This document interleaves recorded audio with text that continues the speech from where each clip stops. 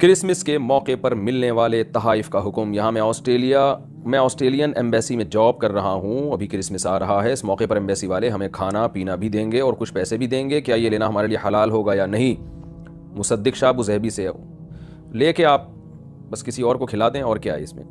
کیونکہ ایسے کوئی چیز آپ کو گفٹ دے رہا اور آپ واپس کر دیں تو یہ ایک بدتمیزی، بد اخلاقی، بد تہذیبی سمجھی جاتی ہے یہ چیز۔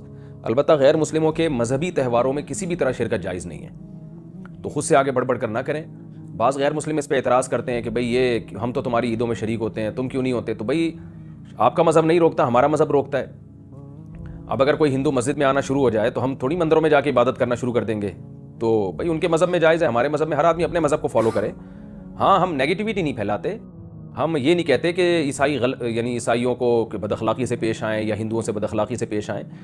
تو اسلام کی ایک باؤنڈری ہے، اسلام نے دوسرے لوگوں کے، دوسرے مذہبوں کے مذہبی تہواروں کو سیلیبریٹ کرنے کا بالکل آپ کو اجازت نہیں دی ہے، کیونکہ اسلام کے علاوہ کسی مذہب کو درست نہیں مانتا، اسلام کا دعویٰ ہے اور اس پہ اسلام کے دلائل ہیں۔ تو مذہبی رسومات میں بہرحال شرکت جائز نہیں، کیونکہ اس میں آپ ان کے مذہب کی تائید کر رہے ہو جو کہ اسلام کے بالکل اگینسٹ ہے، اسلام نہیں مانتا۔ اسلام کہتا ہے وَمَن يَبْتَغِ غَيْرَ الْإِسْلَامِ دِينًا فَلَن يُقْبَلَ مِنْهُ وَإِنَّ الدِّينَ عِندَ اللَّهِ الْإِسْلَامُ، دین اللہ کی نظر میں صرف اسلام ہے۔ البتہ اسلام اس بات کو زبردستی مسلط نہیں کرتا، جو یہ دعویٰ مانتا ہے ٹھیک ہے مانے، نہیں مانتا تو اسلام کبھی یہ نہیں کہتا کہ آپ اپنا دعویٰ زبردستی کسی پہ ٹھوسیں یا منوائیں، مانے ٹھیک ہے، نہیں مانے تو بھی ٹھیک ہے۔ یہی وجہ ہے کہ جہاں بھی مسلمانوں کی حکومتیں رہی ہیں، جیسے ہندوستان میں 1000 سال مسلمانوں نے حکومت کی ہے، مگر کبھی کسی ہندو کو زبردستی مسلمان نہیں بنایا۔ ہندو، سکھ، عیسائی، مسلمان بہت محبت سے رہے ہیں 1000 سال۔